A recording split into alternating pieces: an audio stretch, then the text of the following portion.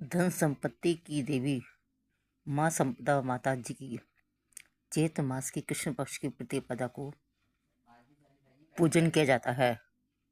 अगर चैत्र मास की कृष्ण पक्ष की प्रतिपदा को सुबह नहा धोकर माँ संपदा माता जी का व्रत किया जाए, पूजन किया जाए, तो माँ संपदा मैया की कृपा पूरे साल भर बनी रहती है। घर हरा भरा रहता है। संपदा माता जी की पूजन करते समय क्या करना चाहिए? चैत्र मास के कृष्ण पक्ष की प्रतिपदा को धन संपत्ति देवी माँ संपदा जी का डोरा बांधते हैं और बैसाख मास में कोई अच्छा दिन देखकर डोरा खोलते हैं। डोरा बांधते समय और डोरा खोलते समय व्रत रखते हैं और कथा सुनते हैं। व्रत में पूजन करने के बाद दिन में एक बार हलवा पूरी का भोजन किया जाता है। डोरा में 16 तार और 16 गांठें लगाकर हल्दी में रंग लेते हैं। फिर एक पटले पर जल से भरा लोटा रखकर उस पर रोली से सतिया बनाएं और चावल चढ़ाएं। 16 दाने हाथ में जो के लेकर कथा सुने। माँ समदा माता की कथा इस प्रकार है। हमारे देश में एक राजा हुए थे जिनका नाम था नल। उनकी पत्नी का नाम था दमयंती। एक बार चैत्र मास की प्रतिपदा को बुढ़िया रानी दमयंती के पास आई। उसने अपने गले में पीला गांठ लगा डोरा बांध रखा था। रानी ने उससे पूछा कि डोरा कैसा है, तो वह बोली, ये समदा माता जी का डोरा है। इसे पहनने से घर में सुख संपत्ति की वृद्धि होती है। रानी ने भी उससे वह डोरा लेकर अपने गले में बांध लिया। जब राजा नल ने रानी के गले में बंद डोरे के बारे में विषय में पूछा तो रानी ने बुढ़िया को सारी बातें बता दी। राजा कहने लगा कि जब तुम्हें किसी चीज़ की कमी नहीं है तो तुमने डोरा क्यों बांध रखा है। इतना कहकर राजा ने रानी के गले से डोरा तोड़कर फेंक दिया। रात्रि में राजा को सपने में एक स्त्री बोली, मैं आज जा रही हूँ, दूसरी बोली मैं आ रही हूँ। इस प्रकार 10-12 दिन तक रोज यही स्वप्न आता रहा। वो उदास रहने लगा। रानी के पूछने पर राजा ने रानी को सपने की सारी बात बता दी। रानी ने राजा से दोनों स्त्रियों का नाम पूछा तो पूछने को कहा तो राजा ने उनसे पूछा तो पहली स्त्री बोली, मैं लक्ष्मी हूँ। दूसरी ने अपना नाम देवदत्ता बताया। दूसरे दिन राजा ने देखा कि सबका धन सब समाप्त हो गया। वे इतने गरीब हो गए हैं, इतने निर्धन हो गए, उनके पास खाने को कुछ भी नहीं रहा।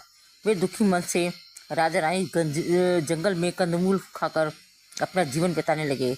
राह में उनके 5 वर्ष के बेटे को भूख लगी तो रानी ने राजा से मालिन के हाथ से छाछ मांग कर लाने को कहा। राजा ने मालिन के हाथ से छाछ मांगी तो मालिन ने छाछ देने से मना कर दिया। अब आगे चलने पर एक विषधर ने कुंवर को डस लिया। आगे चलने पर राजा 2 तीतर मार के लाया तो रानी ने तीतर भुने तो तीतर उड़ गए। राजा स्नान करके धोती सुखा रहा था तो धोती हवा में उड़ गई। तब रानी ने अपनी धोती फाड़कर राजा को दी। वे भूखी प्यासे आगे बढ़े तो मार्ग में राजा के मित्र का घर पड़ा। मित्र ने दोनों को एक कमरे में ठहराया। वहाँ लोहे के औजार रखे थे। वे धरती में समा गए। चोरी के दोष लगने के भय से वे वहां से चले गए। आगे चलकर राजा की बहन का घर पड़ा। राजा की बहन ने उन्हें एक पुराने महल में ठहराया। सोने के थाल में उन्हें भोजन दिया।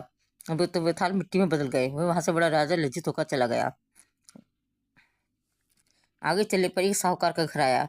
साहूकार ने राजा को ठहरने के लिए व्यवस्था पुरानी हवेली में कर दी। तो वहां पर उसने देखा कि खूंटी पर लगा हुआ हीरो का हार मोर निगल रहा है। मोर का चित्र दीवार पर बना हुआ था। वे मोर उस हार को निगल रहा है। ये देखकर वे वहां से चोरी के डर से चले गए। अब रानी की सलाह पर राजा ने जंगल में कुटिया बनाकर रहने की सोची। वे जंगल में सूखे बगीचे में जाकर रहे तो बगीचा हरा भरा हो गया। बाग की स्वामी ये देखकर बहुत अधिक प्रसन्न हुआ। स्वामी ने उनसे पूछा, तुम दोनों कौन हो? वे बोले, हम यात्री हैं, मजदूरी की खोज में आए हैं। स्वामी ने उन दोनों को अपने यहाँ नौकर रख लिया। और एक दिन बाग के सामने बैठी कथा सुन रही थी और डोरा ले रही थी। रानी के पूछने पर उसने बताया कि समता माता जी का डोरा है। रानी ने भी कथा सुनकर डोरा ले लिया। राजा ने रानी से पूछा, डोरा क्या बांधा है? रानी बोली, ये वही डोरा है जिसे आपने एक बार तोड़कर फेंक दिया था। हमें इतनी विपत्तियां झेलनी पड़ रही हैं। समता देवी हमसे नाराज हैं। रानी बोली, यदि समता माता जी सच्ची हैं तो हमारे दिन अवश्य फिर से लौट कर आएंगे। उसी रात राजा को सपना आया कि एक स्त्री कह रही है कि मैं जा रही हूँ और दूसरी बोली मैं आ रही हूँ। राजा के पूछने पर पहली स्त्री ने अपना दरिद्र नाम बताया, दूसरी ने अपना नाम लक्ष्मी बताया। राजा ने लक्ष्मी जी से पूछा, तो नहीं जाऊंगी? लक्ष्मी जी बोली, यदि तुम्हारी पत्नी समता जी का डोरा लेकर कथा सुनती रहेगी तो मैं नहीं जाऊंगी। यदि तुम डोरा तोड़ दोगे तो मैं चली जाऊंगी। बाकी मालकिन किसी रानी को हार देने जाती थी, उस हार को दमयंती बनाती थी। रानी को वह हार बहुत अधिक पसंद आया। रानी के पूछने पर मालकिन ने बताया कि हमारे यहाँ एक दंपति नौकरी करते हैं, उन्होंने बनाया है।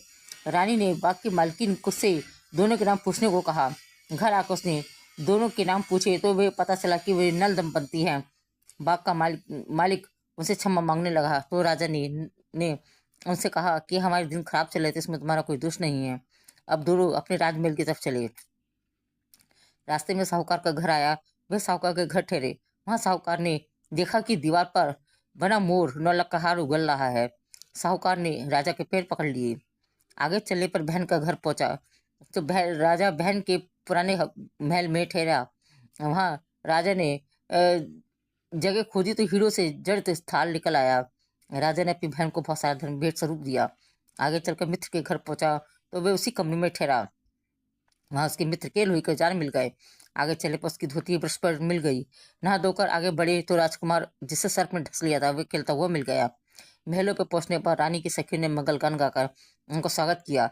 ये सब समता माता जी का ही डोरा बांधने का फल था, जो आज उनके बुरे दिन अच्छे दिन में बदल गए। बोलो समता माता जी की जय। इस प्रकार जो भी कोई इस कथा को सुनता है या पढ़ता है, उसके सभी माता समता मैया की कृपा से सभी दुख दूर होकर धन संपत्ति से परिपूर्ण हो जाता है। बोलो समता माता जी की जय।